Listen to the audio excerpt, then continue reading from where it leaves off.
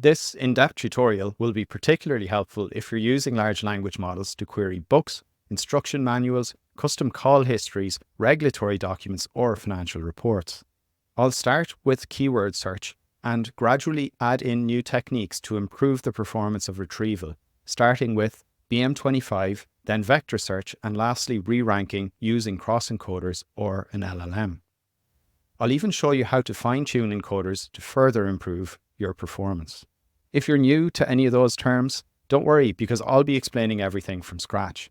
On the other hand, if you're familiar with retrieval techniques, stay tuned for some tricks, both new and old, to clean up that dirty rag. Okay, let's take a look at the video overview. So I'm going to start by explaining a worked example. It's going to be about touch rugby rules, one of my favorite topics. And I'll just show you the document that's going to serve as the database for the retrieval we do throughout. Then I'll go through a very quick summary of the techniques we're going to cover in this tutorial. And I'll then go through a baseline performance analysis. So I'll just ask the language model to answer 11 questions about touch rugby without doing any retrieval. And that will just give us a basis for the number it gets correct with no assistance from any added information into the prompt. I'll talk a little bit about chunking documents. There is a naive way of just chunking by tokens, and there's a better way of chunking respecting sentence boundaries. Then I'll talk about the first technique for retrieval, BM25. It's actually quite an old technique, but you'll be surprised how effective it is. There's a joke that BM25 beats most embeddings approaches used today. And the thing is, it's not really a joke. It really does beat a lot of embedding approaches. So it's very useful to include BM25 along with any similarity approaches that you use. So yeah, after BM25, I'll cover cosine and dot product similarity. I think it doesn't really matter which one you use, but I'll talk a bit about the nuance in the difference between the two. Then I'll touch on fine-tuning the model you use for similarity. This means fine-tuning a small transformer, a small encoder model, and I'll run through a notebook for doing that. That does improve performance quite significantly, which you'll see in the performance graphs. And lastly, we'll move on to re-rankers. So this is where you use some initial techniques like BM25 and Similarity to pick out a large number of chunks, maybe like 24 chunks is what I'll do. And the re-ranker re-narrows that down maybe to 6 chunks, as I'll show later. And there are a few ways to re-rank. One is using what's called a cross-encoder. It's a small transformer that takes in the query and the passage at once and sees how relevant they are. And you can also use a language model to rank the relevance of chunks. That's something I covered in a video called AllSort. So have a look at that if you want to see how to set that up for low latency. But I'll cover it in some detail today. Not as much as the other video, but at least to explain how you can use it as a re-ranker. And then I'll have some final tips for what you can do to get the best type of retrieval using these techniques. And I'll emphasize for all of these approaches, it really is difficult to have perfect retrieval. I don't think there's any sense in which using language models, even with retrieval techniques, can provide any guarantees around accuracy. So I think still a caveat is that using retrieval is best done in a co-pilot type fashion where you have a human in the loop using these tools. So with that, let me start off with the background. I'll just show you the document I'm going to use as the database. And this is included in the repo that I'll use for all of this tutorial. It's called Advanced Fine-Tuning, and you can get lifetime access to this repo, including any future scripts I update. And there's a massive backlog of probably 10 different branches covering all the way from ORPO fine-tuning to DPO to unsupervised and supervised fine-tuning, chat fine-tuning. So you can check that out if you go over to trellis.com and you can just look for advanced fine-tuning scripts. And you'll see some options here to purchase individual scripts, or you can purchase the entire repository, which is what I'm showing you here. Actually, I'm just showing you one branch of this entire repository. There are many branches. And you can also buy the entire repository, but you can buy the other repositories that Trellis has as well, covering advanced vision, advanced inference, and advanced transcription for transcribing from audio to text. Okay, so in this repository here, I'm going to cover this branch. So I'm in a branch called Retrieval that will cover performance evaluation. So how do we evaluate the performance of an LLM with and without retrieval? How do we prepare documents for retrieval? Do BM25. There are scripts for similarity retrieval, scripts for using re-rankers, both of the cross-encoder and the LLM re-ranker type. So what I've done is git cloned that repository, and I have it now available on VS Code. So let me just go over to VS Code and open up the repo there. Here we go. And I'm in the retrieval branch, and I'm going to show you just the document that we're going to use as a basis for this video. So here's the PDF, the International Playing Rules of Touch Rugby. It's not a particularly long PDF, so probably with a strong LLM, you could just put it into the LLM and it will do reasonably well at answering those questions. But just for the demonstration, it's useful to have something that I've almost memorized myself, and I can manually review the questions for accuracy very quickly.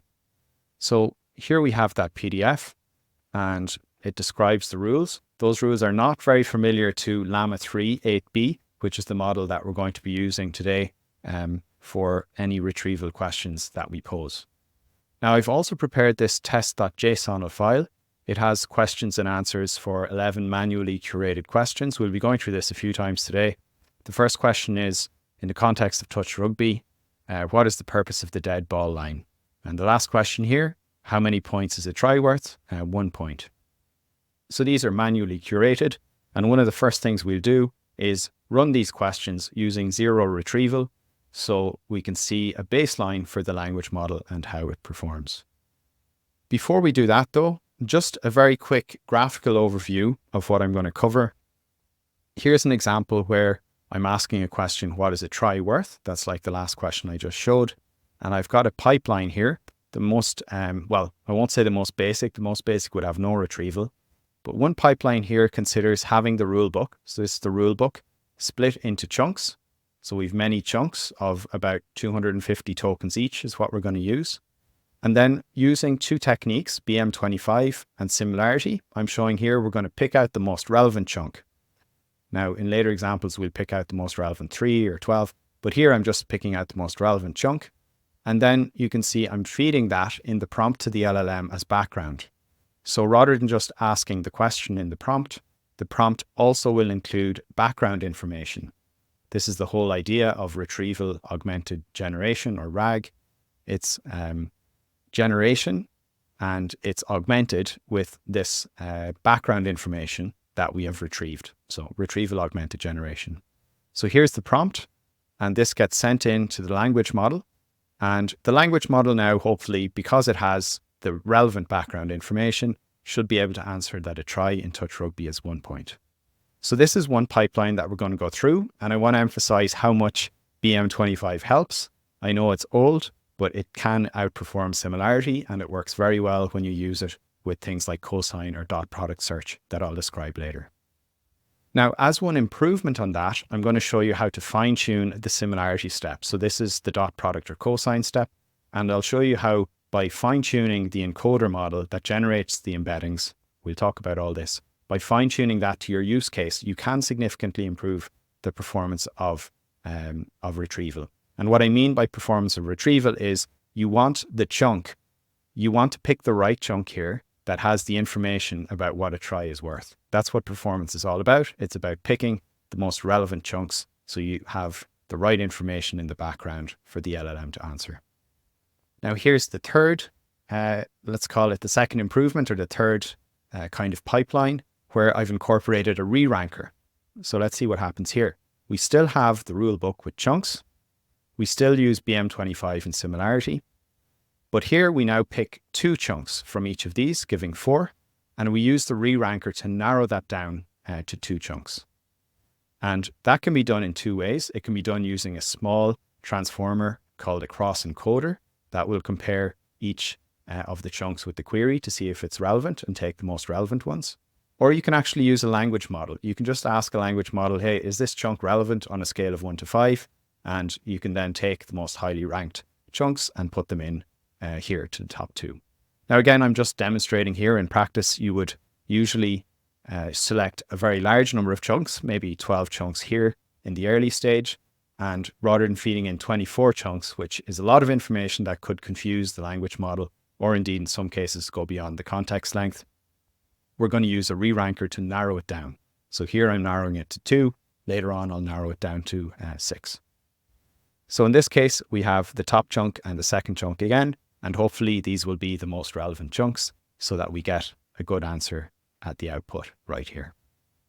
Just to give you a little flavor of how the performance compares with these techniques, here's a graph I'm going to explain a few times, so don't worry if you don't understand everything.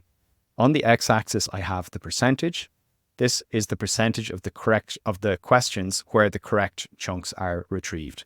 So there are 11 questions, and if my retrieval pipeline, so if this pipeline here manages to always have the most relevant chunks here, as per Ronan's manual inspection, if it always manages to have the most relevant chunks, then we will say it receives 1 point on that question. So for a score of 100 on this, the retrieval pipeline we've built would have to be able to precisely identify the most relevant chunks for all 11 of the questions, okay? So that's the percentage, so higher is better. On the y-axis here, we've a list of the different approaches. And you'll see we're going from BM25, which is just a single technique where we pick the top 3 chunks according to BM25. And you'll see in about 55% of the questions, that retrieves the most relevant chunks. Similarity search, interestingly, is worse than BM25 when used on its own, in this case here. If we combine BM25 and Similarity, so this is the combined approach, getting 3 chunks from each, then we're able to get about 75% or 76% of the most relevant chunks for the questions. Now, if we search not just for 3 chunks using each technique, but we include the top 12 chunks, so we're now including a lot more chunks, which gives us a lot better chance of having the right chunks included. So if we go to top 12 with BM25, we already are able to get the relevant information for over 80%. So just using naive BM25, if you include enough chunks, you can really get quite far. And you can also get really far if you include a lot of chunks using Similarity. In fact, it's able to get all of the chunks, all of the relevant chunks for each of the 11 questions. And of course, because Similarity gets all of the chunks, if you combine Similarity with an additional 12 chunks from BM25, some of which are the same chunks actually, you're of course going to get 100% as well. So don't worry too much if you don't understand this just yet, but what I want to illustrate is the cascade of starting from something simple with BM25 on its own or Similarity on its own, and as we add more advanced techniques, we will improve the performance. And I'll go through this kind of graph as well for fine-tuning to show you the improvement fine-tuning brings, and I'll go through a similar graph as well to show you what re-ranking does and the benefits that re-ranking brings. So the first thing to do is to establish baseline performance on the 11 questions using Llama 3.8b. And the way I'm going to do that is using an endpoint that I set up on RunPod using VLLM. So I can actually just click on this one-click template here in the Advanced Fine-Tuning repo. By the way, if you don't have access to the repo, you can find one-click templates on one-click LLMs. So if you just head over to Trellis one-click LLMs, you can find all the links to the one-click templates there. So this will bring you directly to a page where you have the option to select a GPU. I usually take an A600, and you have this VLLM template that you can just deploy on demand. Now, I've already deployed one on demand. It's up and running. Here it is. Looks like there's a critical error. It seems to be working though.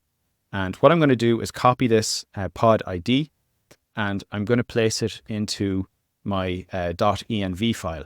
So if you go to sample env, you'll just want to input here the pod ID so that the URL is well specified. And you also want to specify the Meta Llama 3.8b model. I like specifying the new research one just because it isn't gated, so I don't need to enter an access token. And you'll see also in this file that you'll need to specify an embedding model when it comes to using cosine embeddings or a fine-tuned one, and later specify a re-ranker. Okay, so I've got my endpoint up and running, and I can hit that endpoint, and it is an OpenAI style API. So I can now make queries to that, and I'm going to do that from VS Code. So the way I'll do it is following the README file instructions.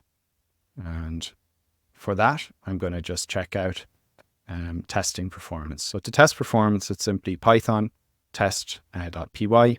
And there's this flag I can specify prompt dash print prompt, which is going to print out every single question and the answer. So that's nice because I'm able to manually inspect. So here it's going to ask me a series of questions as to whether I want to use retrieval or not. So I'm going to say, no, I'm not going to use BM25. I'm not going to use Similarity, and I'm not going to use any re-ranking right now. And I will run it on all rows, which means I'll run it on all 11 questions. Now, if you have more questions in your test.json, it's going to run it on more. So here it goes, and it's just generating the answers. I'm going to find that specific model. It's going to be this baseline model. There's no top anything. There's no re-ranking. So this is the one that we want to look at. And we're going to check out the questions here. And you can see that the prompt is very short. It's just asking the question. It's saying you're a helpful assistant, but it's not providing any retrieval information. And here you can see it's giving the answer. So what I do is I manually inspect every one of these, and I check the answers and put those answers into a spreadsheet. So here I've got a spreadsheet, and I can increase my screen size a little bit. But yeah, this is something I recommend doing. I know it's a lot of work, but if you want to get good performance on retrieval, you kind of have to put in the work to do the manual inspection on performance. So here's the baseline, and you can see there are two things I grade. I grade whether the correct chunks are retrieved, and then I grade whether the answer is correct. Now in the baseline case, there is no retrieval, so there's no grading here. So I just put in the answers. And you can see that even with no retrieval, it's getting 4 of these questions right. So it's just kind of getting them from background knowledge, or maybe it's kind of hallucinating them from rules of normal rugby. But in any case, it's getting a baseline of 36%. So 4 out of 11 questions are correct right there. And what I'm going to do now is show you each retrieval technique and show you how this improves performance as we move through those techniques. So next up, I want to talk a little bit about chunking the document. And first, let me just say that in this case, you could just put the document straight into ChatGPT, copy the text, and ask the question on that basis. Now, there are 2 reasons that can be a problem in practice. The first is if you're dealing with a very large amount of documents, and by the way, you can use the approaches we're talking about today with many, many documents. Even if you have a very long context model like Gemini with 2 million or something, at some point, you're still going to have a database for some applications that will be much larger than that, and you'll be forced to decide which chunks or which documents to use. Now, the second thing is that even if you include a lot of long documents in the context and the model supports that, it's known that the accuracy decreases.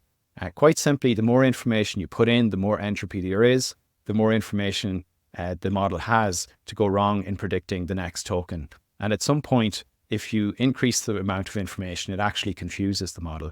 And you'll see that later on in some of our results. When we send in a lot of chunks to the language model, we sometimes get answers, less answers correct, even though we have more correct background information.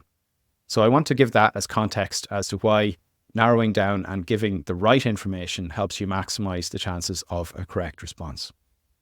So when we do narrow down on the information, the way we do that is by chunking the document.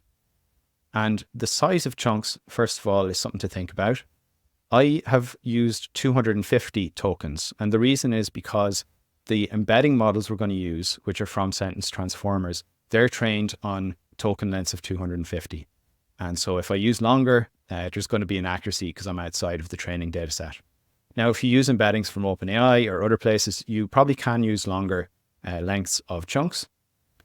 And I suppose the benefit of using longer chunks is that if you have meaning or content that spans a full paragraph, it might be important that that's all in one chunk.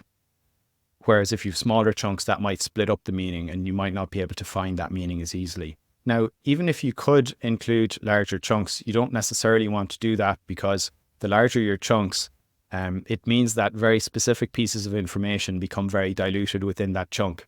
So if you have a word like dog, but it's got many, many other words in that chunk, dog itself is not going to have a very strong signal in that chunk. So there's a balance that you have to strike between having short and long chunks. And empirically, it seems maybe 250, maybe 500 is a reasonable length to pick. But 250 is definitely a good maximum if you're going to use the embedding models that I am, because that's the maximum training length. So let's take a quick look at document chunking. There are two ways to do it. The first, well, there are probably many more, but the two that I'm going to describe are naive chunking and then sentence-based chunking.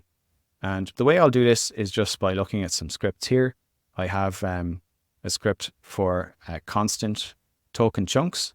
So I'm just going to run this script and you'll see how it's going to break this text, which I've just pasted. I've pasted a piece of my rugby document. You see here, I just have a raw piece of the document. So let's see how it does breaking that into chunks. So we'll do Python utils and then the name of the script, cst token chunks.py. And this is now chunking into 5 chunks. And let's just take a look here at the end of chunk 3. So you can see it's breaking the chunks up in the middle of sentences. It's a very naive chunking with a maximum chunk length of 250 tokens, which you can see right here. And it also has an overlap of 50 chunks. So there's an overlap between chunks of 50. And the reason that you do that is if you have a given chunk, you might have a key piece of information that's in the previous chunk, and that will make it harder to detect the kind of whole of the meaning of that paragraph or of that sentence. So you typically use a small amount of overlap to improve the performance. And in my experience, that does definitely have some positive improvement on the performance.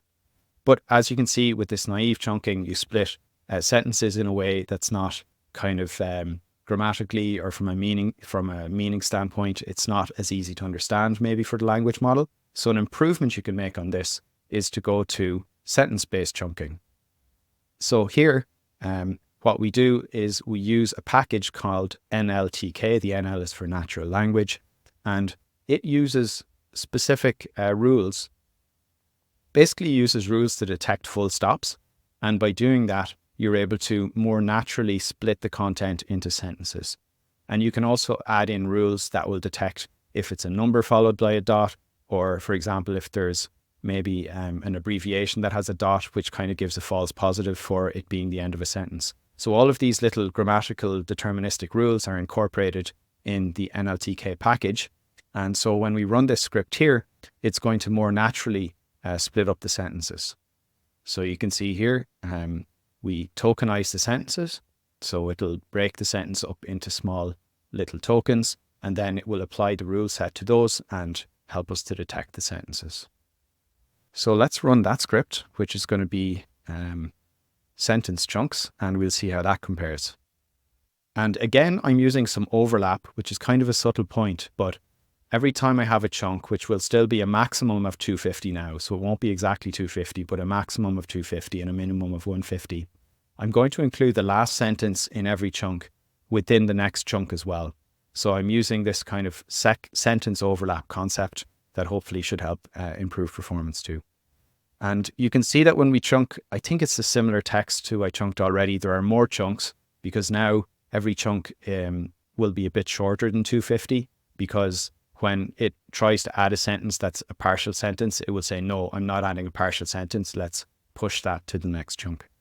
But you can see now that the sentences are nicely completed. So here's a sentence that finishes off with a full stop, finishes off with a full stop. So this gives you very nice chunks, and hopefully this will help you to improve performance. Now I have to say, empirically, I did test the overlap with naive chunking and the overlap with sentence chunking, and I didn't see a large difference. I did see more of a difference when it came to fine tuning with these nicely arranged sentence chunks. So my gut feel is if it definitely doesn't hurt performance and if it plausibly can help performance, then probably it's a good idea to do it. And so this is the default I use, the sentence-based chunking, for the rest of the video. Now that we have our document split into chunks, the question is, what technique can we use to find the most relevant chunks for a given question? And the first technique I'm going to talk about is BM25. And this is an old technique, as I mentioned, and it's easiest to think about by starting with a keyword search. So let's say we want to just do a keyword search to decide what chunks should be included. So we can go to a PDF document like this, and we could have a query maybe like, how much is a try worth? And so what we could do is Control F and search for the word try. Now, the problem is, maybe you can't see it here, but there are 52 matches for this word try. So how would we decide which of the chunks we should include just by looking on a keyword? And furthermore, the question is actually not just the keyword try. The question is how many points for a try. So should we be looking for how? Should we be looking for many? Should we be looking for points? Should we be looking for try? It's not obvious how a keyword search can narrow things down and particularly give a rank to the chunks just by doing this naive key search, which, by the way, works very well if you're a human. You just Control F and you kind of gauge, well, if there's way too many, this won't be a good approach. But if there's only 10, then it's a good approach. I can just manually check them. And BM25 is kind of the answer to this because it's a keyword search that weighs two things. So the first thing is it will score highly chunks that have words in common with the query. So quite simply, if the question is how many points for a try, then it's going to check which chunks have got the word try the most, which chunks have got the word a the most, which chunks have got the word for, etc. And this is definitely an improvement on our naive search because it's more likely now to return paragraphs that have this word try many, many times. But the problem with just looking at the frequency in this way is there are many words that have high frequency like the or a, and they're just going to be high frequency in all of the chunks. And just because for happens to be in the question, it doesn't really help us to identify which of the chunks is relevant. And that's where the second part of BM25 comes in, which is that it more heavily weighs words that are infrequent across all chunks. So if there's a word in the query and it could be, let's say, it could be forward, like forward pass. If that word doesn't appear much throughout all of the chunks, then it's going to weigh that more highly when it's deciding which chunk to choose as most relevant. And actually just these two rules, when you put them together in a formula, they're the basis for BM25. Now there is one more subtle thing, which is that it will normalize for the length of the chunks, but actually in our case, all of our chunks are the same length. So that normalization, it's there in B25 and you can have some different flags, but it's not particularly relevant because we've already got chunks of similar length. So the key thing is BM25, it looks for words that are high frequency from the query, and then it will extra weigh words that are not common throughout all of the text. And this technique then tends to work very well. Now to implement BM25, you have to split up the query, the question, into words, and you have to also split up the text itself into words. And there are again two ways to do this. One is just naive-based tokenization, which means you take the query and you use the space to separate the words into individual words. And the other way is to use some better rules from the NLTK library again. Now, one of the problems with the naive approach is that if you have the word now followed by an exclamation mark, if that's so just something like go there now, when you tokenize that just based on spaces, it's going to give you go, it's going to give you there, and it's going to give you now. So that's not necessarily going to be ideal. But if you use NLTK, it's going to recognize that now and that exclamation mark should be separate because it has rules for the exclamation mark. So you're going to get something cleaner. And this is important because the word now might appear with an exclamation mark in the text, but it might appear with a question mark in the question. And so if you don't have that careful tokenization, you're not going to find some matches that really should be there. So NLTK uses, again, some deterministic rules to separate out these special characters. It also does things to handle words like don't or isn't, or words like this, which might be accidentally separated when they shouldn't, or vice versa.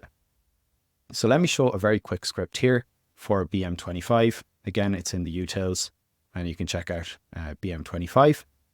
And I will note some more advanced techniques too at the end of this. But first, let's just look at the simplest script for finding the closest chunks. And you can see here we need an input of the query, the question, the chunks, how many chunks. I think there's 47 if you split up the rugby document. And then we need to say how many of the top chunks do we want to keep. So the default here is 12. Sometimes I'll use 3. So the first thing to do is you need to tokenize the chunks. So this line here is taking in the set of chunks and it's splitting them into word tokens, but using those rules that avoid like special characters, etc. The next thing is we set up BM25. This is going to handle how we implement that algorithm that prioritizes frequency and also extra prioritizes words that are not frequent throughout the entire chunks. We need to tokenize the query as well. So that needs to be split into words, again, using word tokenize instead of naive space-based tokenization. And the last step is then to actually get the scores. So once we have the tokens, we can run this formula that considers frequency and get the scores for each one of the chunks.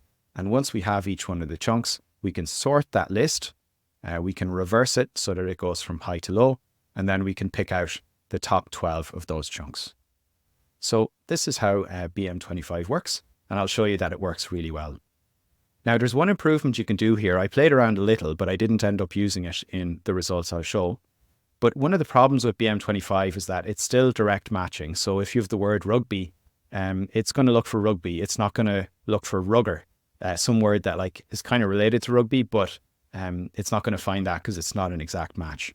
So one of the ways you can improve performance is you can do what's called query expansion. So you can take the question and you can find synonyms for some of the words, and you can include that in an expanded query. And there are libraries like WordNet. So you can actually play around with this if you want to just expand the query by including some synonyms. And probably you could think about this in more detail, and maybe I'll do a video on it. But if you have a given database, that is essentially a dictionary for words, and you could probably use a language model to figure out the sets of synonyms that are relevant. And then you could use that dictionary in order to generate synonyms for your questions that are more targeted to your use case. Okay, so this is how BM25 works, and it relies first on you having tokenized, hopefully with something a bit better than naive spaces. So let's just go back and take a look at the results from the BM25, and I'll show you here. So basically, just by doing the top 3 chunks, so by using BM25 to find the top 3 most relevant chunks, we're able to identify more than 50%, the relevant passages for more than 50% of the questions. And it actually outperforms doing dot product similarity, which is what I'm going to cover next. And in fact, if you look at doing the top 12, you're able to get the relevant snippets for over 80% of the questions. So think about that. Without using any similarity, just using BM25, in this case for touch rugby, I'm able to get the right snippets for over 80% of the questions, just using BM25 and the top 12 chunks. So yeah, I think that should send the message home about how it really can get a lot of the right chunks, even without doing any type of semantic search. So that's what we're going to get to next, is adding in semantic search. And if you think about it ground up the way I'm doing right now, the reason you would add similarity is because what BM25, which is essentially keyword search, what it cannot do is semantics. It's not able to recognize the meaning of a sentence is kind of happy, or the meaning is kind of in direction of dogs versus cars. It's only able to look at exact words. Whereas if you look at embedding models that we're going to cover now, you're able to get this more abstract meaning like happiness or like dogs or kind of doggy or these kind of more abstract notions and match the chunks in that way. So they are somewhat orthogonal, although there is an element in which doing similarity search is also kind of just matching the exact words too. So I wouldn't say similarity and BM25 are totally orthogonal. In fact, you can see that here when you add them together, you get some improvement because they're partially orthogonal, so they're partially complementary. So let's move on and take a look at how similarity works. Time to look at the second technique now, which is similarity. We've already covered BM25. And by the way, I'm going to use the exact same chunks. So it's the same, the document is chunked in the same way for BM25 or for the similarity approach I'm going to describe now.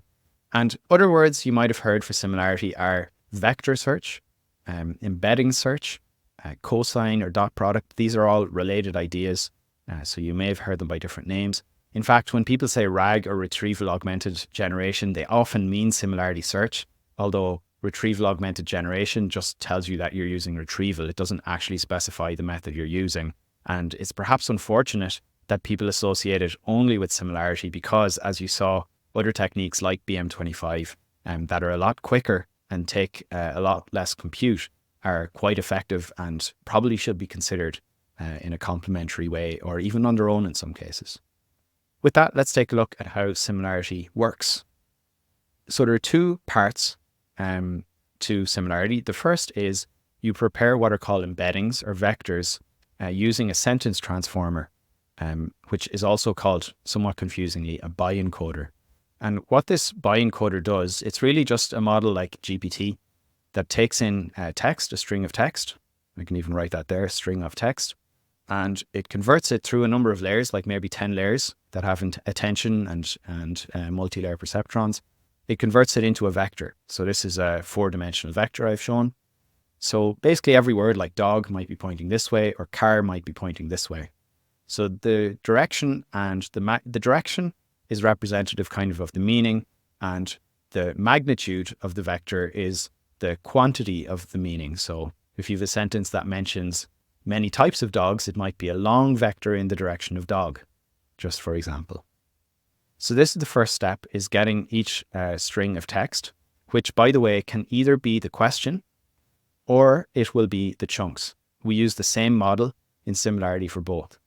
And this is actually very important because it means we can calculate the vectors for each of the chunks in advance. Now, we don't know what questions we're going to ask in advance, but we do know what documents we have. So we can generate the vectors for the documents in advance. And that means we only have to generate the vector for the question at runtime. So that's why similarity is very fast. It's because we only generate the vector for the question. So we've one forward pass to run through this very small model. And then we have to compare that vector to all of the chunks. And that's the second step here, which can be done either using cosine comparison. So we have, say, a question that says, how many dogs? And we have then dogs that's pointing this way. Or maybe it would say 3 dogs. And we're trying to see if this vector dogs, which would be one of our chunks, is very close in angle or close in length and angle if it's dot product to the question of how many dogs. So as I said, you will first get the embedding or the vector for every single chunk. So if I have 47 chunks, I'm going to have 47 vectors. And these won't be 4-dimensional. They'll be much more, like maybe 384. I think actually that's the number of dimensions in the model that I'll be using. And the second step then is at runtime, when you're asking the questions, you get an embedding for the query. And you take that embedding for the query and you either do a dot product or a cosine product with each of the chunks, and then you rank them.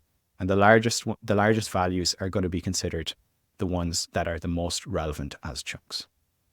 Now, there are models that are trained using cosine, and there are models that are trained using dot product. There are models that are trained specifically using queries and using paragraphs that were retrieved, say from Bing search, that are relevant. And it's important to know how the model was trained because that influences whether it's better to do dot product or to do cosine. And there are, in theory, there's a difference between why you would use cosine versus dot product. Dot product allows you to gauge the amount of the quantity of information. So if you have a long paragraph that mentions dogs many times, that's going to score more highly than a short sentence that mentions dogs. Whereas if you're looking at cosine, really cosine is only going to look at whether it mentions dogs at all. It's not going to consider the quantity of information. So you could argue that dot product is better because it considers the quantity of information, and that is important when you're finding the right chunks. There's one other point I'll mention, which is that in terms of computation time, it's quicker to do dot products than cosines. And the reason is, to do a cosine, you're finding the angle between two vectors.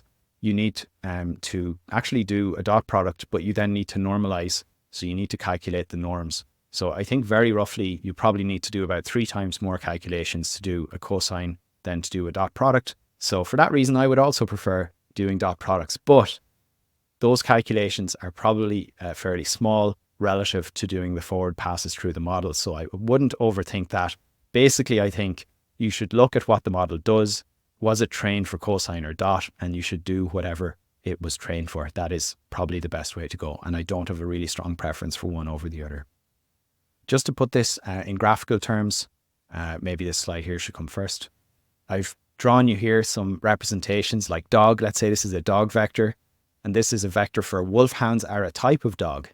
So you can see this vector is like, it's kind of in the same direction as dog, but it's longer because it contains more content of information about dogs.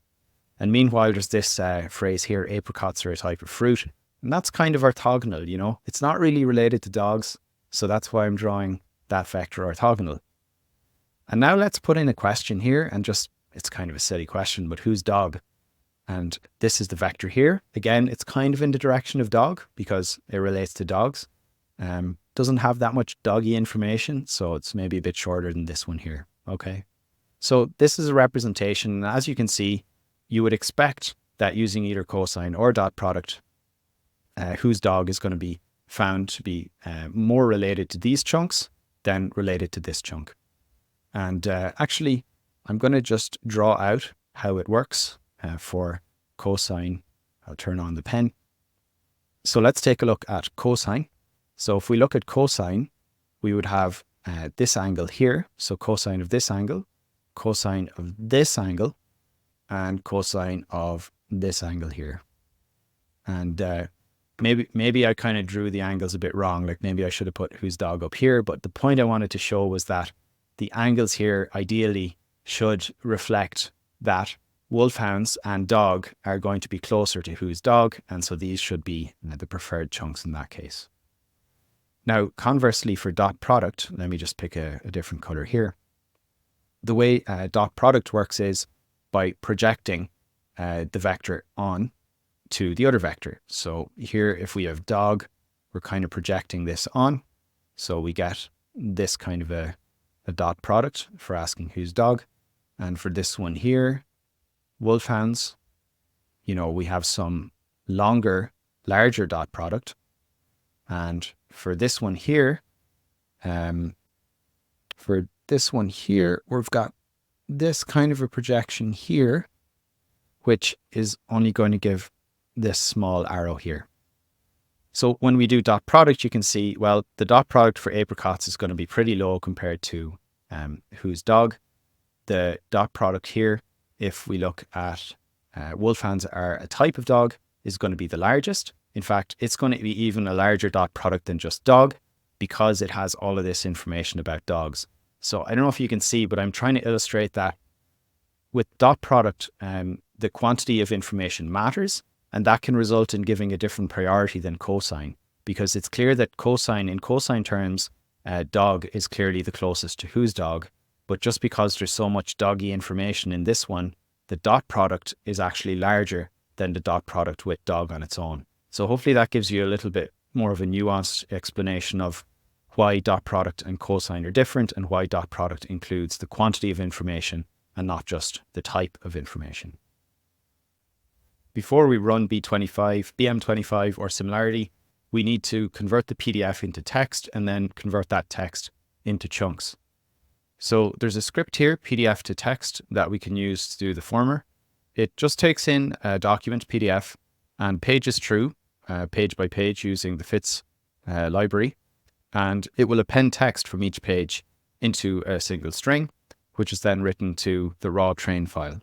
So here we have the touch rugby rules all written out in text format. Now we want to convert that into chunks, and we also want to calculate the embeddings for each chunk using the model I just showed you in Hugging Face. For that, we'll use the create train queues and embeds. This script will also create training questions for later on, which I'll talk about when we get to that point. So let me focus on calculating the chunks and the embeddings. For that, we need to load an embedding model. Here you can see it's being loaded from the environment variables.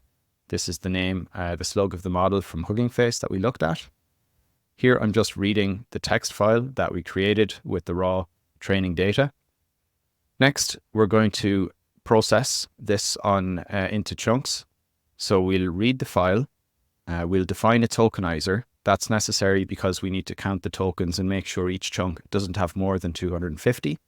And we'll pass that tokenizer and the raw text into the get sentence chunks function you'll remember that we looked through earlier.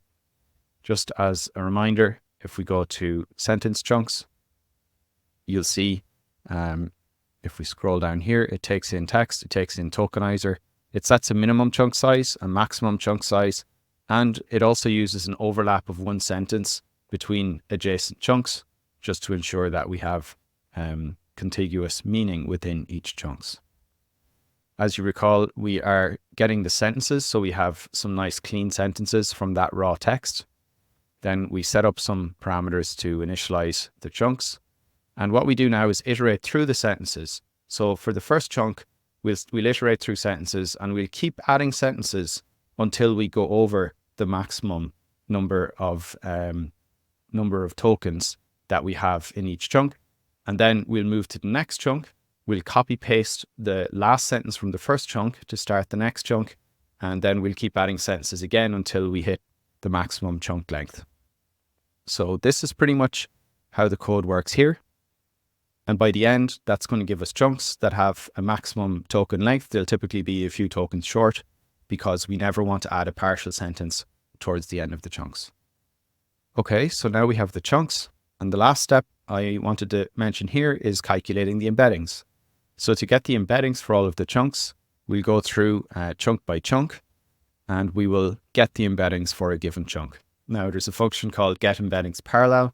This allows me to use multiple cores of the CPU to make queries and calculate the chunks in parallel. So we can take a quick look at the embedding.py file. This has a straightforward function just to get embeddings. You can see here the embeddings involve encoding the chunks using the model, and that's the embedding model that we've loaded. And getEmbeddings_parallel is the same, but it uses a thread pool executor so that we can do things in parallel for improved speed up. So with that, we now have some training chunks. So for example, this is the very first chunk. I can show you here. This is the very first chunk in our text. We do have some questions. Those are relevant later for training. And here we have the embedding for this chunk, which I think is 384 long in length. And then you'll see we get to the next question. Sorry, it's hard to scroll. So here's the next question, another chunk right here. And this has got its embedding, and so on for the rest of the 47 chunks. Just so you understand how we calculate the embeddings at runtime then, I'll go to test.py. And now we're going to run with BM25. I'll do first, and then I'll do Similarity, but I'll show you how the code works for both right now. So here we're just indexing through the questions. We're going through all 11 questions, and we're pulling out the question.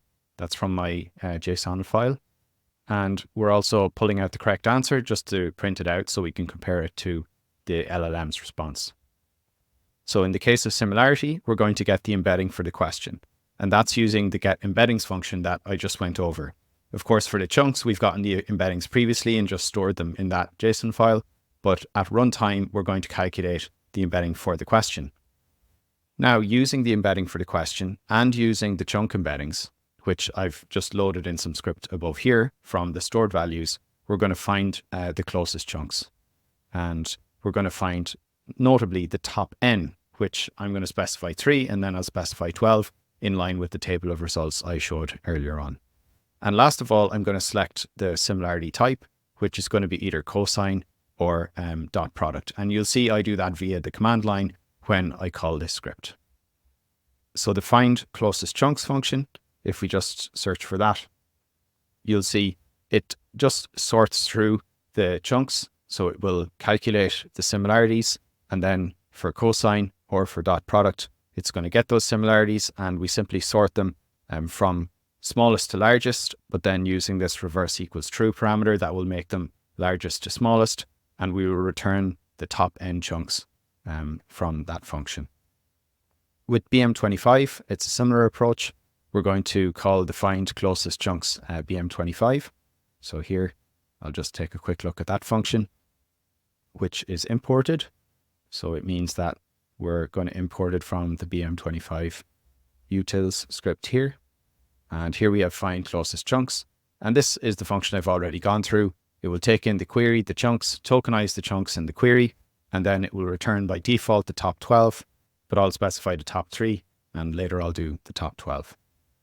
So that's the top script, or rather the test script, and it just shows you how we return the chunks. There's one more small thing to mention here, which is that when we've selected the top 3 or the top 12, whatever the case may be, I like to sort the chunks at the end in the order of their original appearance.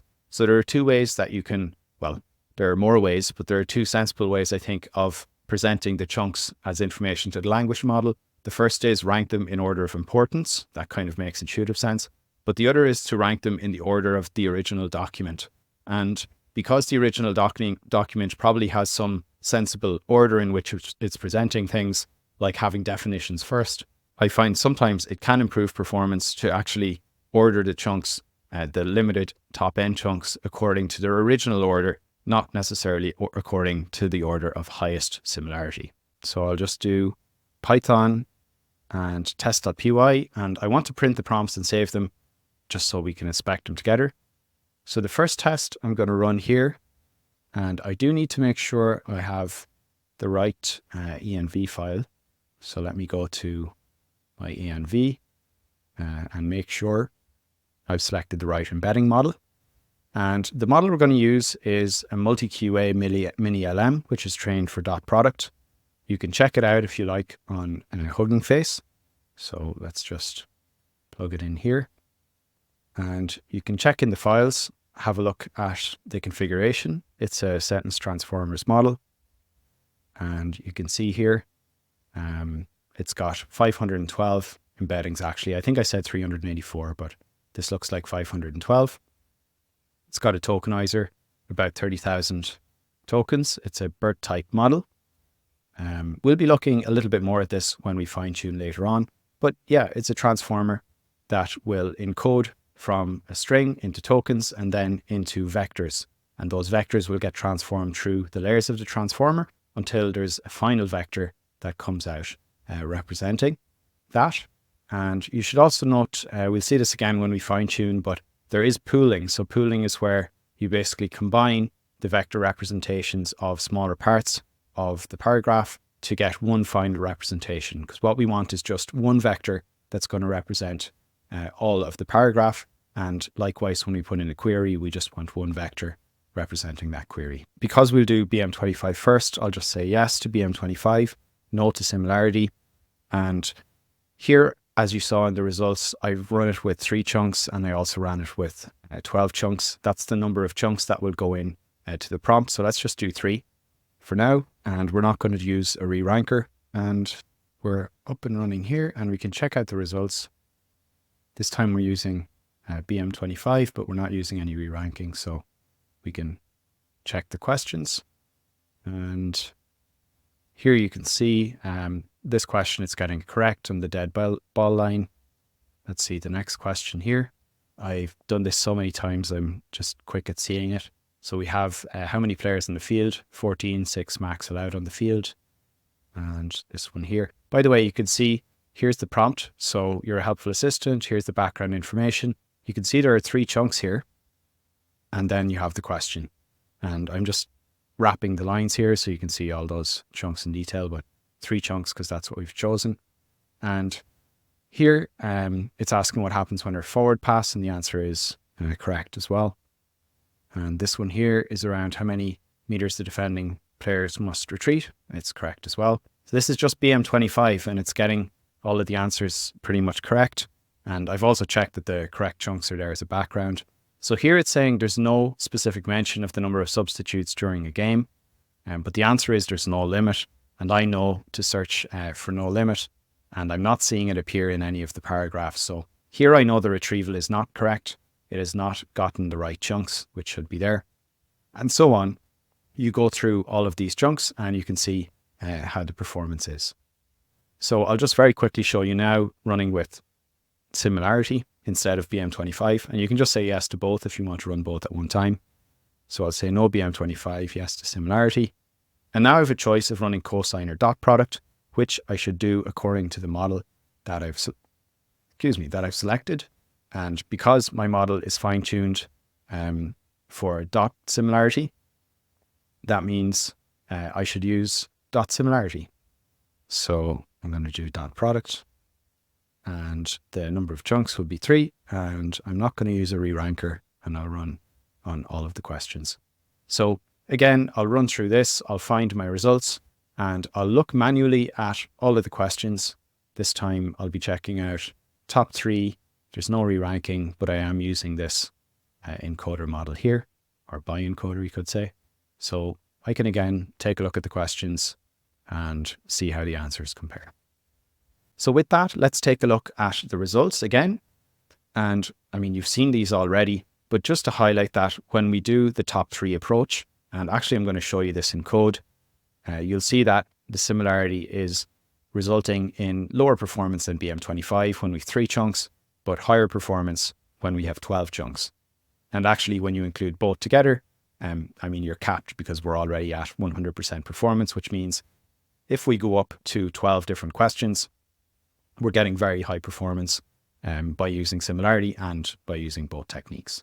If you had more difficult questions or maybe a larger database, you'd be able to see a bit better how those two would be complementary when you combine them. Let me just show you here the answer percentage. So in blue, I've been talking about the retrieval accuracy, but in red, I've got the answer accuracy. And this is simply how many questions it gets right, regardless of whether the information is included in the chunks or not. So you can see the baseline model gets some right because of background knowledge of the model. And then after that, you can see that right towards the top, when we put in 12 chunks, the answer accuracy is lower. So basically what's happening here is that the information is in the chunks. It's in the context, but the model is not getting the answer correct. And that's because the model is not strong enough, and or it's just getting confused by having too much information. Whereas you can see here, maybe when you've lower chunks, there's less of a gap between the answer and the retrieval. And notice also that it's possible to still get more answers right than the information in the retrieval because the base model by itself kind of has some background knowledge. So when we're at 3 chunks, you can have cases where you're still getting higher answers than retrieval. And just also interesting to note that it is possible to also get more answers. So you can both get more answers correct than retrieval or less answers. You can get less correct than retrieval if the model is confused, but you can also get more correct than retrieval if you're kind of benefiting from the model's background knowledge. So really what my message here is that BM25 on its own is powerful, it's complementary, and you can see that complementary effect when you combine it with 3 chunks from the similarity approach. And as you might expect, retrieval performance improves if you just increase the number of chunks that you put into the prompt. That kind of makes sense. And in this specific case, it improves enough to be able to include all of the relevant information. Now, for all of the graphs I'll show in this video, you can check out this presentation, and you can even check out the spreadsheet where I break down in detail. You can see here, for example, if we look at this case here, not BM25, but let's look at similarity with the top 3. You can see there are cases where the information is not there, but the model gets it correct. And you can also see cases, I think maybe in BM25, here's an example where the information is there. It's in the top 12 chunks that BM25 found, but the model is not getting the answer correct. We're making good progress here, and I've gone through now the basic methods of retrieval. So BM25 and Cosine or dot product similarity. And just using those, you can get really high performance in most cases. But I'm going to show you some ways to improve performance further. And I'm going to start by showing you how to fine tune the sentence BERT model, the sentence transformers models. And to do that, I'm going to use a Jupyter notebook. You can actually fine tune on your laptop, like your Mac or your Windows computer, because these models are so small. You can probably fine tune in just a few minutes.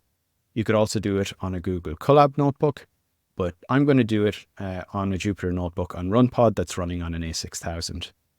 So for that, I've just started up a RunPod one-click template, the Trellis one-click fine-tuning. You can find it in the one-click LLMs repo. It's a public repo. And then once I've started up that instance, what I do is upload the fine-tuning notebook. that is in the retrieval branch of the advanced fine-tuning repo. So basically what I'm doing is going to, let's see here, minimize this. I'm going to the fine-tuning scripts, and in this branch there is one script for cross-encoder fine-tuning, which we'll talk about later with re-rankers, and the one I want is sentence transformers fine-tuning.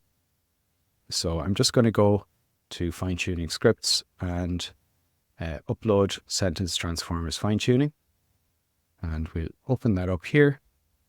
And the idea is to load the model that we talked about. So we're going to load this model here onto the GPU or CPU if it's on your computer, and then we're going to fine-tune. We're going to do a full fine-tune on this channel. Often it's LoRa.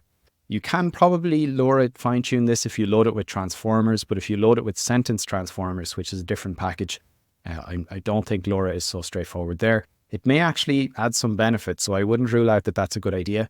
But we're going to do a full fine-tune on the model. So there are instructions in the notebook here on setting up if you want to run on RunPod or if you want to run locally.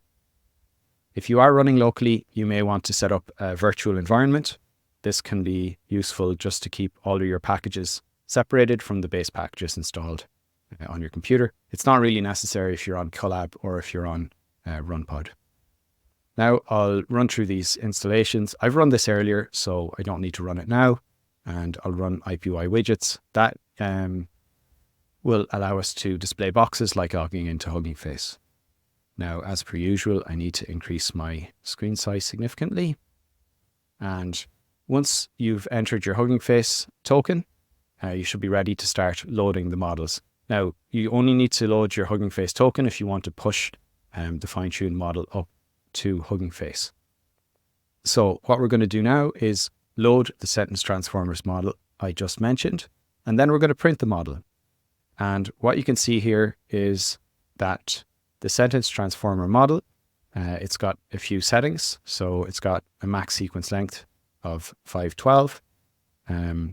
The word embedding dimension is 384. So actually maybe I was right about the 384 for the word embeddings. And we can see that pooling mode mean tokens. So this is taking a mean across tokens for calculating a final embedding. This is true. And you can also see how the model is a BERT model, which is kind of standard transformer for converting from strings of text or tokens into embeddings. Here's where you would apply LoRa, but not with sentence transformers. You could do it with transformers if you want to load it that way. Now, the next thing we're going to do is we need a data set that we're going to fine tune on. And I'm going to show you that data set, and then I'm going to show you how to generate that data set. So let's head to Hugging Face. This is public if you want to check out the data set. And there are two ways to go. One way is by using pairs, where you have a question and you have a related chunk. And the idea is you get the model habituated to associating this question most closely with this specific chunk here. And now there are some other data sets too, like triplets, touch rugby, and I'll just show you what this data set looks like. I find it actually works fine using a small number of pairs. Probably triplets is a more comprehensive way to go, and I've generated quite a lot more data, like about 11,000 rows of data. The idea here is not just to have an anchor question with a positive associated chunk, but also to have a chunk that you want the model to know is really not related to the anchor question at hand. So once you have this data set, and I'll explain how you can generate this, you're then going to be able to run fine-tuning on the model in order to get the model to match more closely to the behavior that is exhibited in this data set. So as to how you create both the pairs and the triplets, let me briefly talk about that. It's quite simple. We have chunks already, so we have 47 chunks. And what we do is just send each one to a language model and ask the language model to generate 5 questions that are answered by a given chunk. So we generate 5 questions answered by each of those chunks. So for generating pairs, that would be 47 times 5 rows of data that we would have. And naturally, those questions will be associated with the chunks. Now, the way we do triplets is a little more involved. Well, not too much really. We take each of the chunks and we take each of the questions that we've generated from the pairs, and we send pairs of those into the language model and ask the language model to rank the relevance on a scale of 1 to 5. And in this way, we know which question chunk pairs, including mismatch questions, so a question with one of the chunks from down here, we know what the ranking is of the relevance for each of those. And when we have that, it allows us to construct triplets where we have a question, we have an associated chunk, that's just the question that was created for a given chunk. But then we select a question that has got low relevance, like 1, 2, 3, 4, or 5, not 5, to be a negative pair. Now, you don't want to select one that's really close because then you're going to train the model to think that something that's close is actually far, or something that's, which is not what you want. But you do want to provide difficult examples. So you do want to train the model that, okay, the positive one is 5 as a relevance and the negative one is 4, because that means the model is able to discriminate and that will give you better performance. Now, the procedure here for creating the dataset is first we need to generate the questions for each chunk. Then we need to create pairs. So we have question chunk pairs, and then we can create question chunk triplets. So I'll show you first how to generate the questions. And this is actually part of a script we've already run called create train queues and embeds. I already showed you how this script will create embeddings. Well, first it will create chunks and then it will create embeddings. So I'll show you the rest of the script that creates questions for each of the chunks. And that's done using the functions generate questions for single chunk and generate questions for all chunks. So I'll just take a look at this because it's a simpler version if you just want to do one chunk. And the key to making the questions is, again, using this forced regex matching when we call the LLM. So we're calling the language model and we're sending it a chunk within the prompt and we're saying, generate 5 relevant questions for this chunk.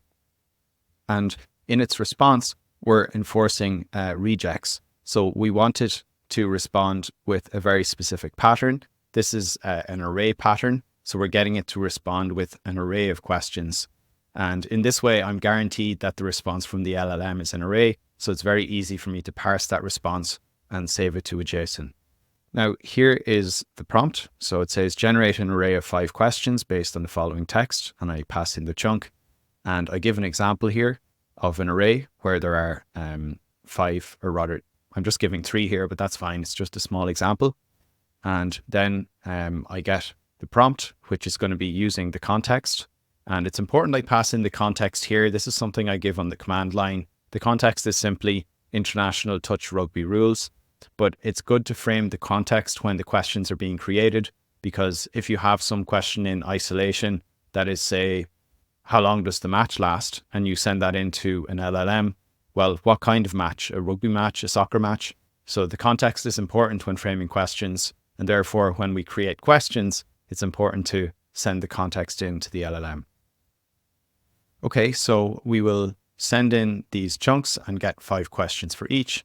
And that's why when I save the data, which I can pull up here, training chunks with questions, you'll see that I have, and I'll just scroll back to the first one, I have a chunk.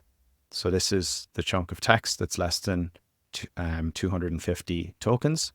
And then I have questions that are related. And you can see that these questions, they just ask questions that are answered directly by this chunk here. So for example, what's an infringement?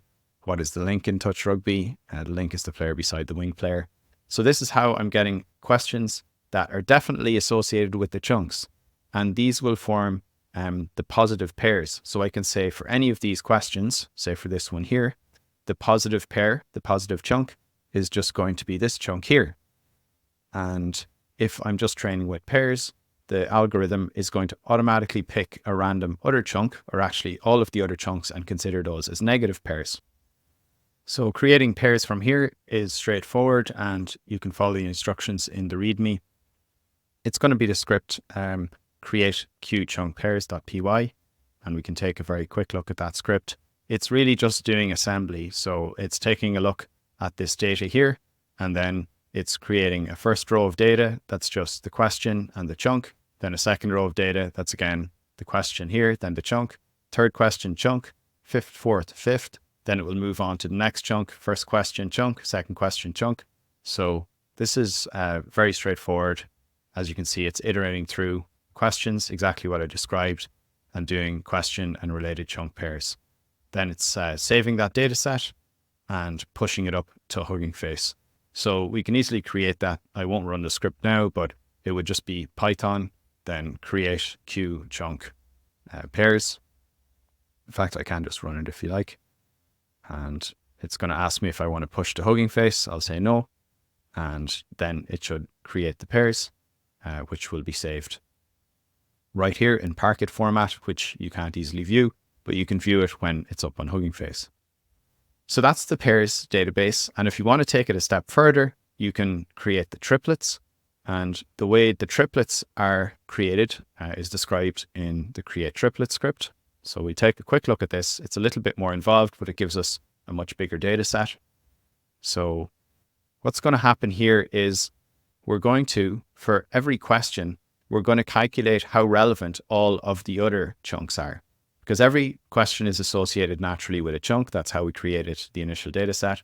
But what we want to find out is how well related are the other chunks. And then we want to take the other chunks that are not very related and use those as the negative column.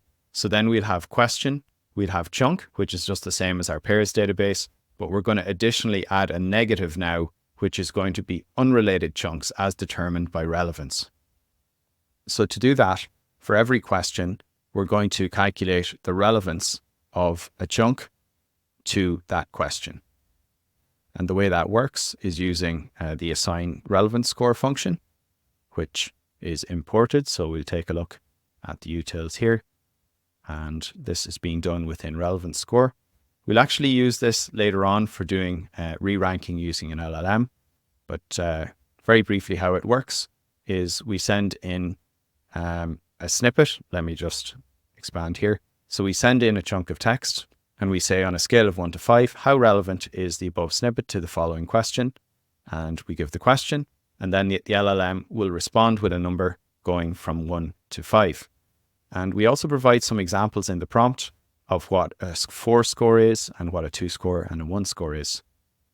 And just note here that we send that into OpenAI, the OpenAI style endpoint. We send it in as a message. So the prompt is going in as a message. And then we have this enforced rejects here, where we're forcing the LLM to respond with a number between 1 and 5. And I do just want to show this chat completion request function once. So let's just search for that quickly. And it's being imported. So let's take a look at calling VLLM. And we have the chat completion request. So I'll scroll down here to the function. And this syntax should look familiar if you've called any API like OpenAI. And we have a chat completion create. We pass in the model. We pass in the messages, the temperature. I like low temperature just for higher accuracy. Max response tokens, 500 should be plenty. But notice this extra field here that VLLM supports. There's a similar field supported by TGI. But this is not a field that's typically supported by OpenAI or Claude. I expect they will allow structure generation in future. But anyway, it's a very nice feature with VLLM and it's called guided rejects. And it allows us to force the LLM to respond with certain rejects, which is very useful if we want to force it to respond with a number from 1 to 5. It's also very useful when we generated the questions. You remember I forced it to respond with an array of questions. So that's how this is working in detail. So just going back to creating the chunk triplets, let's go back to where we were in the code. We've calculated the relevance of the score. And once we have that relevance, we're going to use it in order to assign it as a negative for a given question chunk pair. And you can see the way we do that is quite simply, we consider it to be a good negative if the score is 4 or lower. We don't want to put it as a negative if it's highly relevant, 5, because that would be training the model wrongly. We'd be basically saying that something that's very relevant is not relevant, because by definition, a negative has to be not relevant. But we also want to have some what are called hard negatives. Hard means that by scoring it, or if it has a score of 4, it's kind of relevant, but it's not highly relevant. And this makes the model able to distinguish or discriminate very well between things that are extremely relevant like 5 and 4. So that's why I'm including as hard negatives anything that's rated either 1, 2, 3, or 4. And that's what gives us our data set, which will be the anchor question. the positive chunk, which is just the associated chunk the question was generated for, and then a negative chunk that's going to be ranked either 1, 2, 3, or 4 according to the LLM relevance score. So with that, I'm now going to load that data set. And you can see here that once it's loaded, we should see that 10,000 rows. I've automatically split it so that 10% of the data is being used as an evaluation data set or a test set. So that we have right here. And next up, we're going to define the loss function. So we need to talk about how to calculate the loss, which is going to help us optimize the model. And the way to understand this is to go across and look at the loss overview on sentence birth. And you'll see here that depending on your input structure, you can use different loss functions. And one of the common ones that can be used actually for pairs or for triplets, it can be used for pairs because it will automatically select other random chunks as the negatives. And that one is called multiple negatives ranking loss. And this is what we're going to use. And it takes in 3 columns or 2 columns of data, definitely an anchor, definitely a positive, and optionally a list of negatives. This function here for calculating loss, what it does is it will look at a question and it will look at all of the chunks. So it's considering how a question relates to all of the chunks. And it's going to calculate a probability of each chunk being the most related to the question. And for each row of training data we provide, it's going to consider that whatever we mark as a positive should have 100% probability. So it's going to incentivize the model to move the positive chunk towards being 100% likely as the choice among all chunks.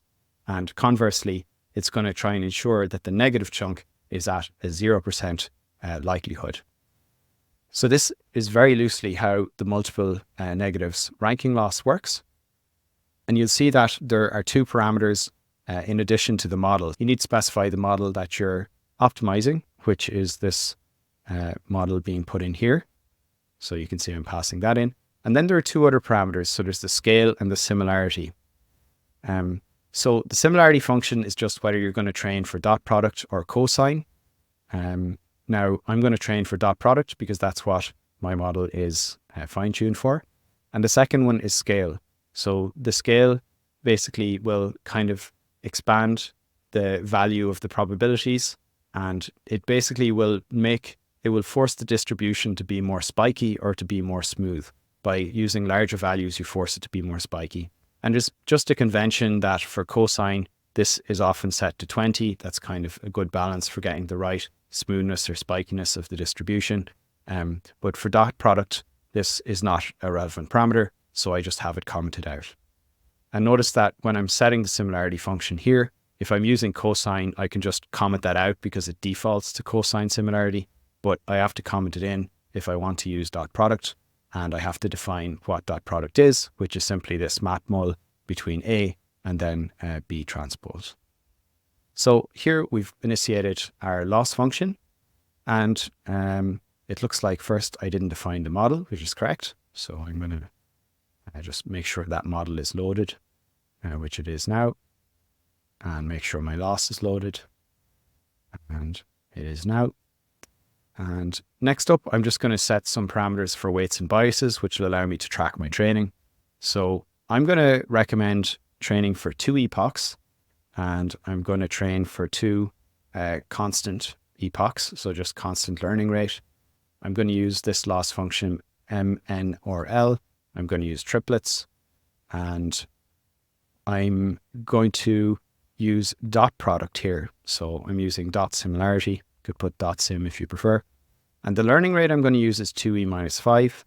The reason is because that's what they use in the training script. So if you go back, way back to where we had a look at that model, and if you go to the files, and if you check out the training script here, there's a learning rate of 2e minus 5. So I always recommend, if you want to pick a learning rate, see what the people who actually train the model used, because that's probably going to be a good value, at least if they got good results. Now batch size, I'll set as 32. And what else? yeah, I've just got GPU to say that I'm running here on GPU.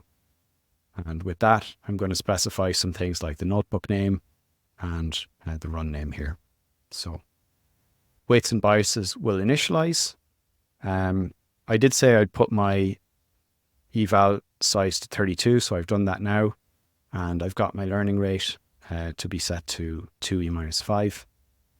I'm using a GPU, so I can set BF16 to true because A6000, they support BF16. If you're in Colab using a T4, you'd set FP16 to true.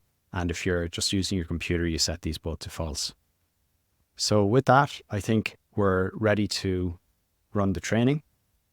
So let's see, this should be fairly quick. Yeah, so it looks like using a GPU in A6000, it's going to take us a bit under a minute. We'll see here the training loss, 1.8, validation loss 1.7, and this should hopefully fall. It's already falling a lot as we get to the 1/3 point. Now, just while this is training, you can also train a re-ranker, which I'll talk about later, using the exact same script, or rather, I do have a re-ranker script built, which you can see right here. So just so you're aware of that, it's pretty much the same process. You even use the same data sets, the same triplets, if you're training a cross-encoder. It's just that the forward pass is going to be different, but that's all being handled by the model configuration already. So you can see here it's training quite well. My loss is kind of coming down and asymptoting nicely. I could take a look on weights and biases if I want to see in a bit more detail how that would work. And here I would just give the model a tag so that I can push it up. So maybe I want to call it touch rugby, and I'll call it triplets. I'll just call it FT. And that should pretty much do it. And I would push that up to hub, and then I'll be able to use that for doing another run. So that's an overview of the fine tuning. As I said, you can use it for re-ranking, but the idea now is to take that model that we have up on Hugging Face, and I have a model that I've just fine-tuned earlier, and I've specified it in my .env file. So here, rather than using the base model, what I'll do now is swap in a model that I fine-tuned earlier. I fine-tuned it in the same way, so I did 2 constant epochs, MNRL triplets, 2e-5, batch size at 32, and yeah, I just have this parameter overlap. That just means that my data set, the chunks in it, they have an overlap of 1 sentence, which I actually did do earlier on, if you remember that. So this is the embedding model, and I can again just run with Python test.py print prompt.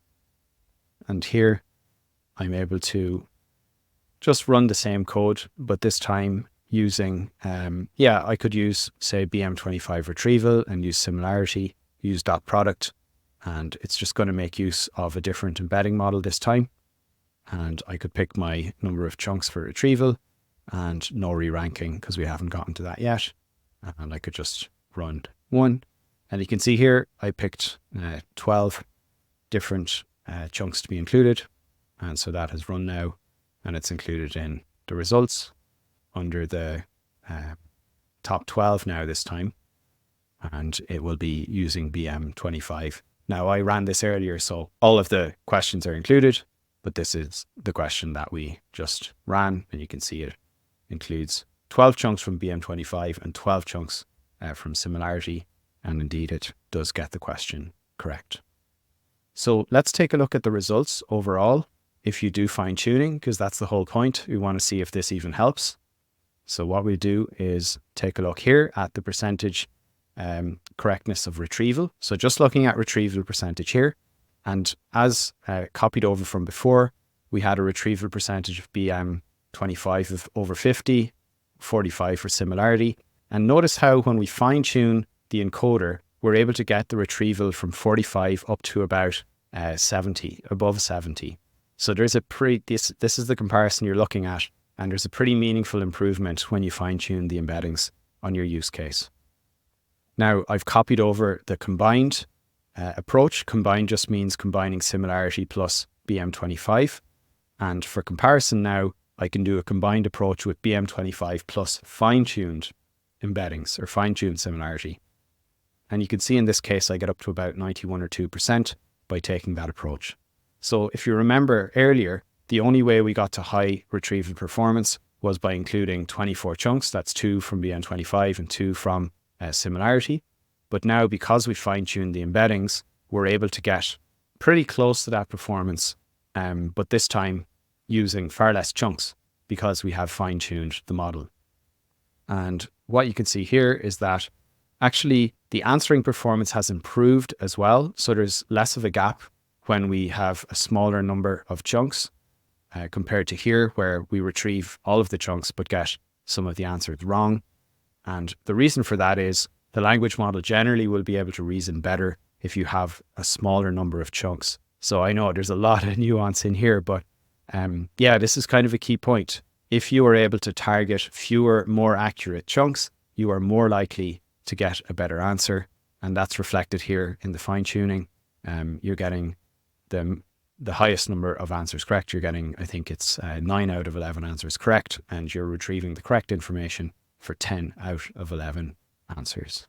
Again, if you want to dig deeper on the results, you can check out the link right here. And now we're getting to the last set of techniques, which is around the use of re-rankers. So until now, we had a rather simple pipeline. We would use BM25 to get some chunks and use Similarity to get some chunks. And then we would use those to hopefully get a better answer. But now we're going to add in a further re-ranking step and move towards a system that looks a bit like this. So we'll keep BM25, we'll keep Similarity, but we're going to use re-ranking to kind of narrow down those answers.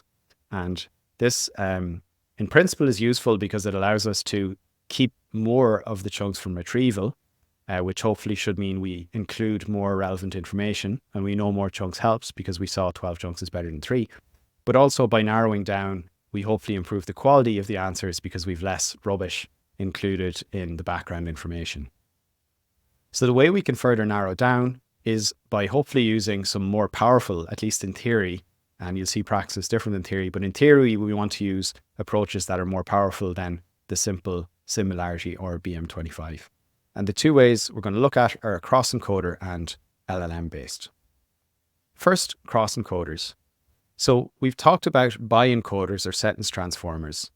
That's what we use to generate embeddings. So a bi-encoder, it's like GPT. It's actually like GPT, but there's no softmax at the end. So there's no conversion from vectors to probabilities, which tells us the next token. So if you think of GPT without the softmax, that's an encoder. It generates vectors from text or tokens. Now, a cross-encoder is really similar. It's got two differences, and they are as follows. First of all, it's got a classification head. So after these vectors, it adds a classification head that will convert into a classification going from 0 to 1.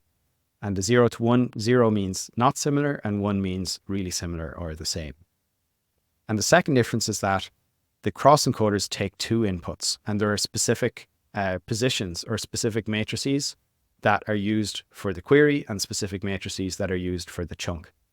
Whereas with the bi-encoder sentence transformer, we use the very same matrices, whether we're going to process the query or we're going to process a chunk. We do each of those separately, and we use the same piece of machinery here, the same transformer.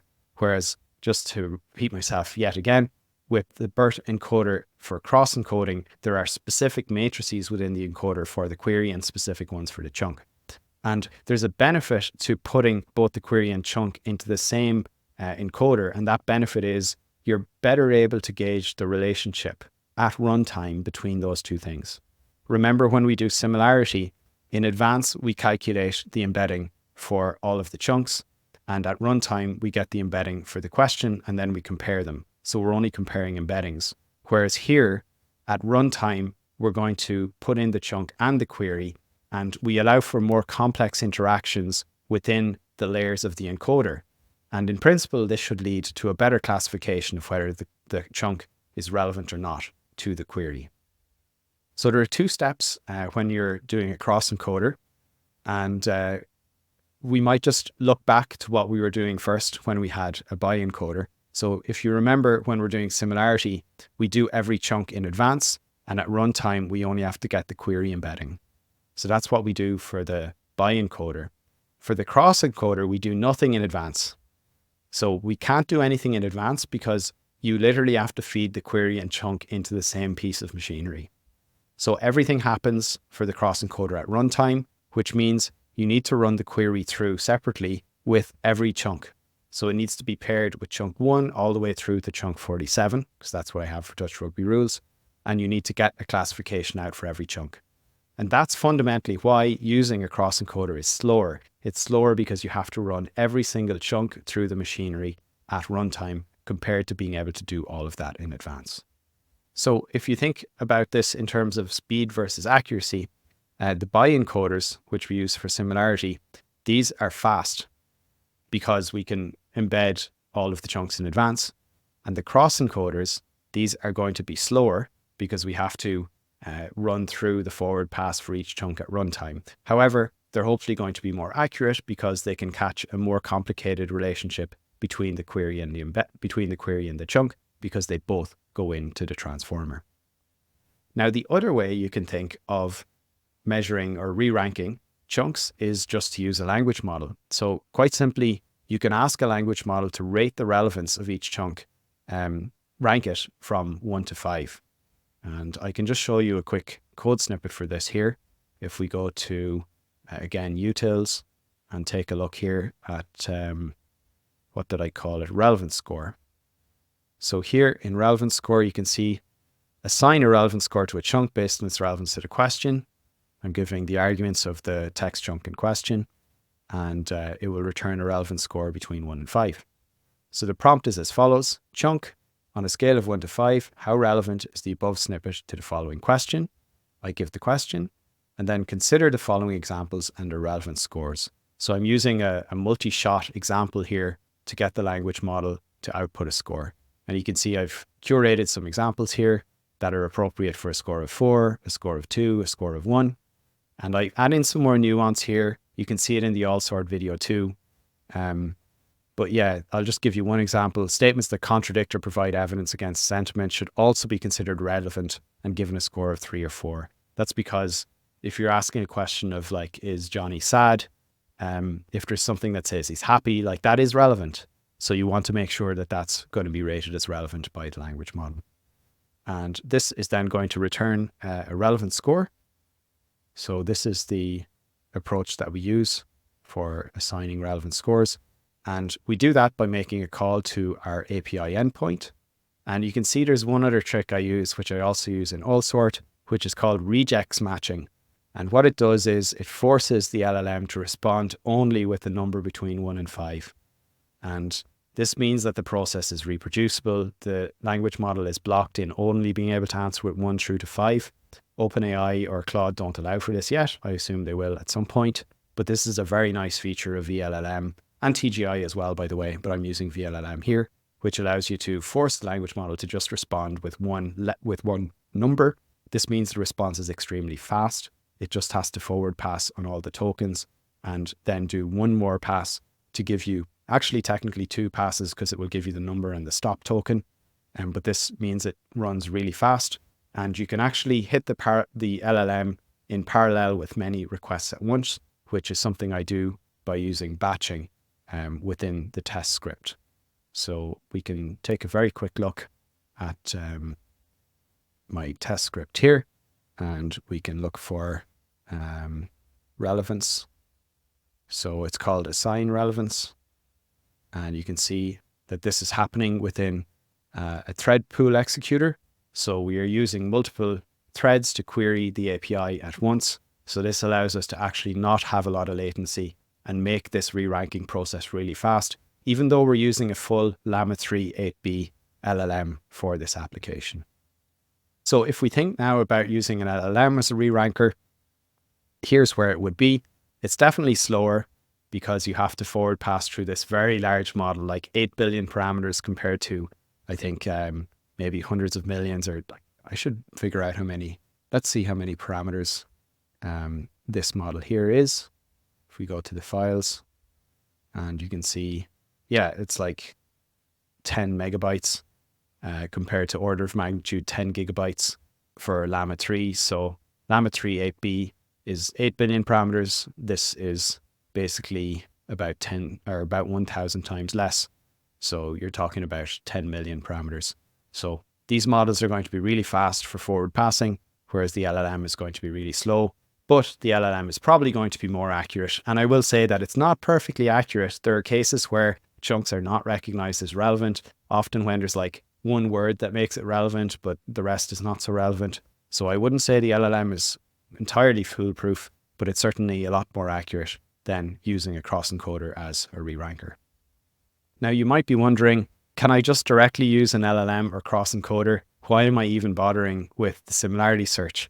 For example, can I just take my chunks and just use the re-ranker? Can I use the cross-encoder or the LLM?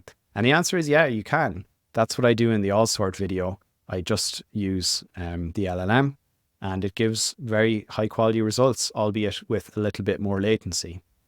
But yeah, it's going to be slower, and probably the approach of using an LLM for a re-ranker or just a ranker is underappreciated for tasks that are not time sensitive. So check that out more in the all sort video.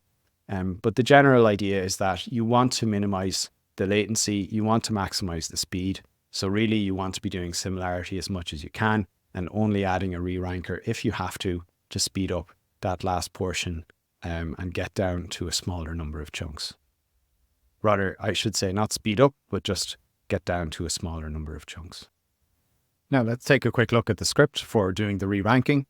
So if we choose to re-rank, and this will be set from the command line, there is a choice to either re-rank using the cross-encoder or using the LLM-based approach.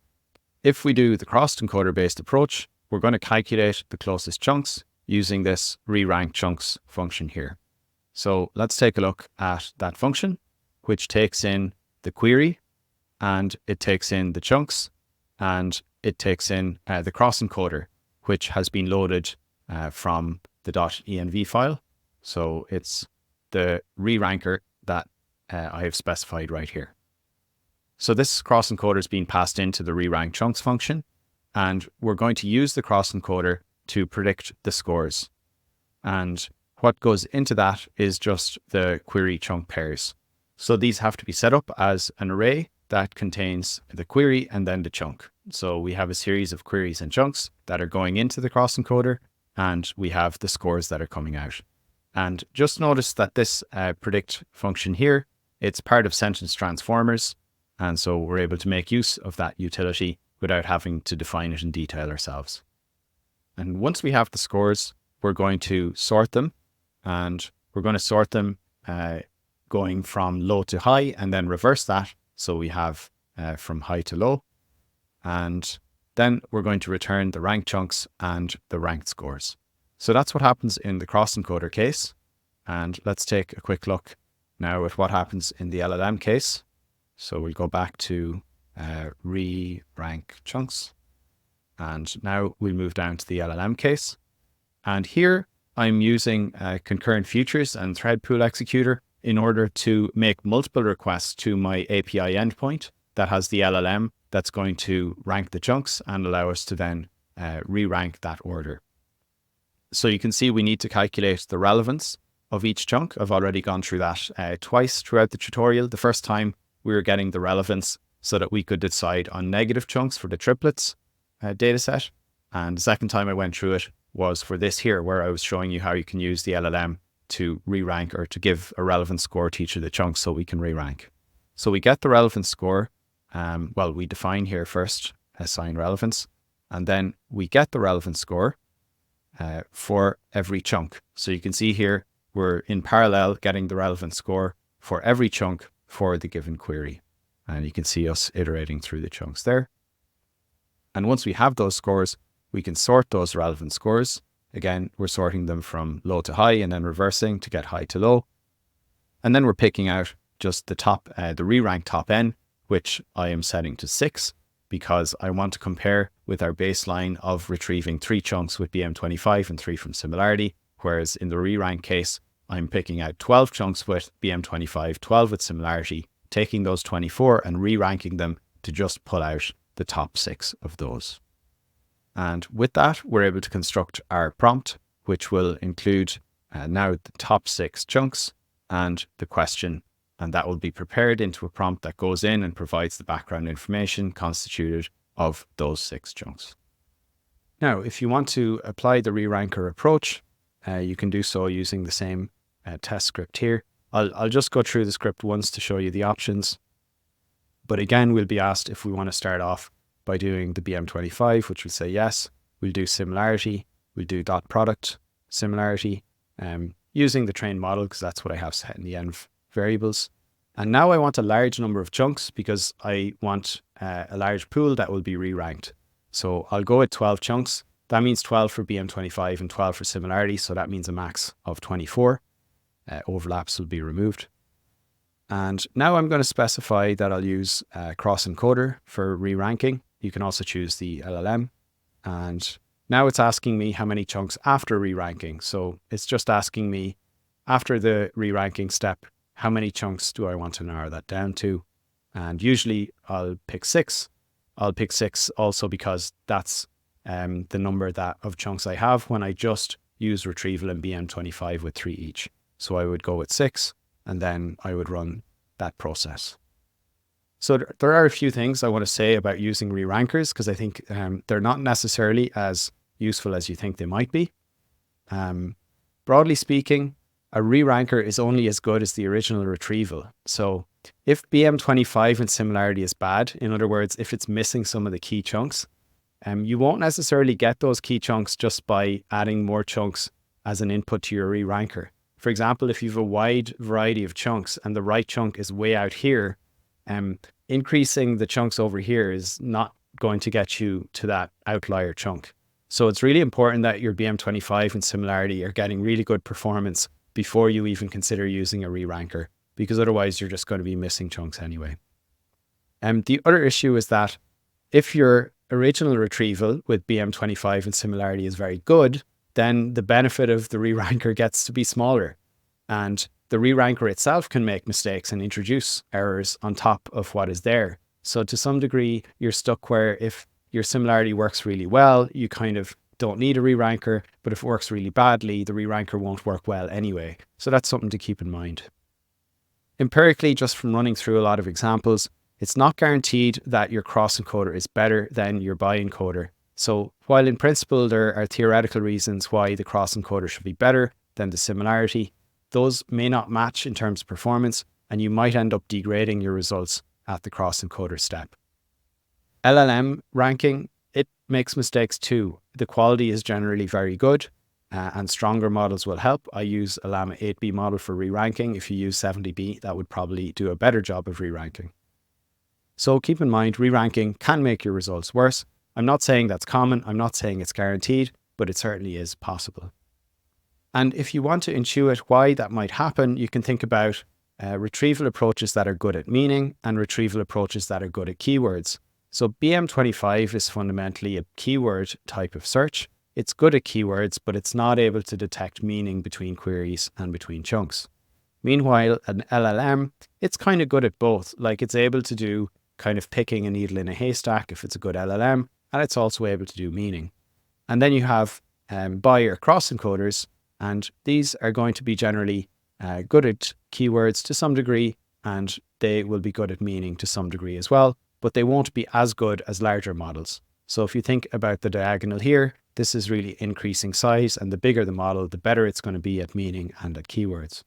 But the key point I want to show on this graph is that an LLM can never be as good as direct keyword match purely for a keyword match process. What I mean is if you do Control F on the word rugby, you are guaranteed that you're going to find the word rugby within that text unless it's some kind of misspelling. So by definition, for exact spellings, an approach like BM25 is always going to be more accurate than using something like an LLM. And this is part of the problem of using these re-rankers.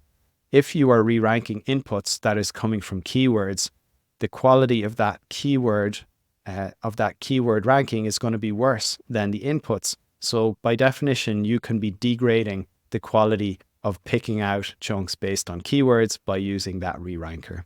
I realize this is maybe getting a bit abstract, but hopefully it helps you appreciate why re-ranking with something that is better at meaning but worse at keywords it may well degrade the performance on the chunks that were selected because of their keywords. And finally, I've got the results. Maybe I should have showed these first just to make it more intuitive. But again, I've copied over the combined approach. Combined means BM25 and Similarity with 3 chunks from each. And that was able to retrieve over 70% of the passages. With fine tuning, we got that up to retrieve over 90% of the passages.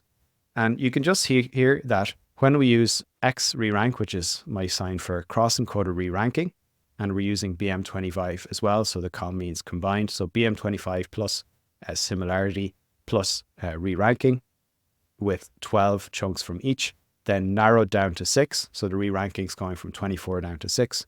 You can see that we pretty much get the same performance as where we just do retrieval on 3 chunks with BM25 and 3 from Similarity.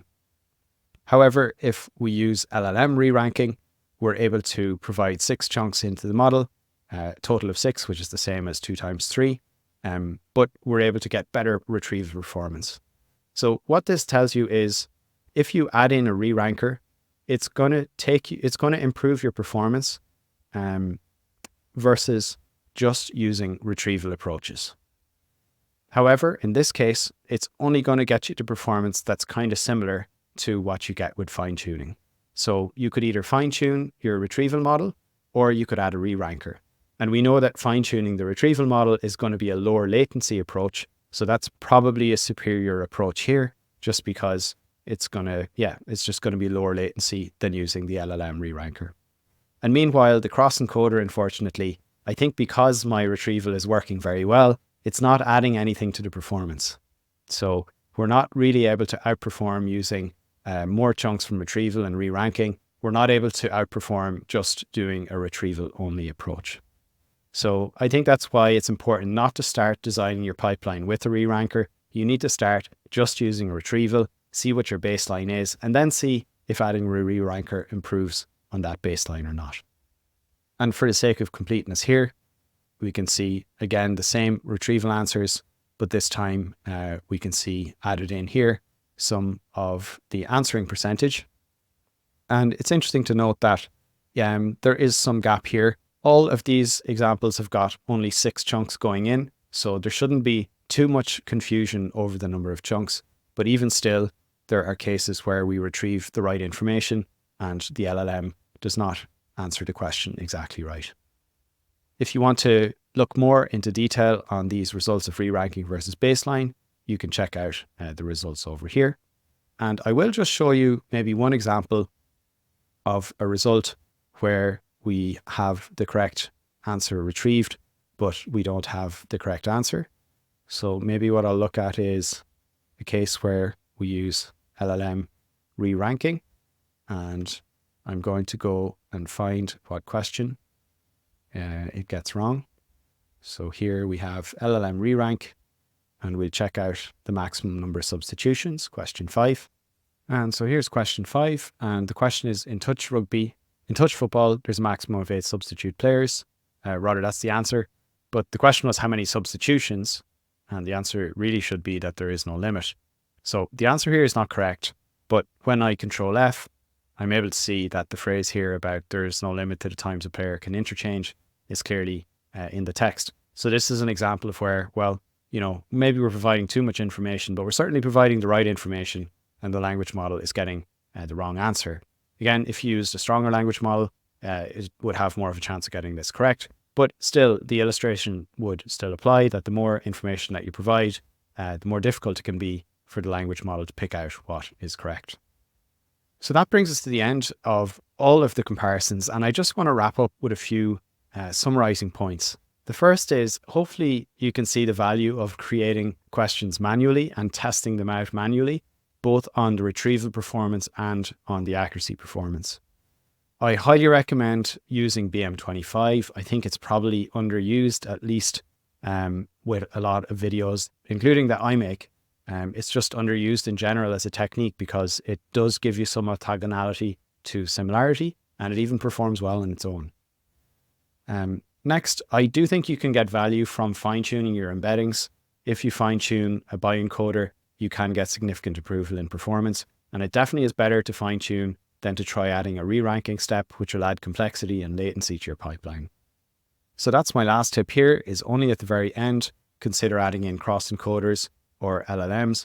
Be aware that this can degrade your results as much as improve them. So I certainly don't recommend starting off with a pipeline that contains everything. Instead, try build up from scratch on a small number of questions like I did.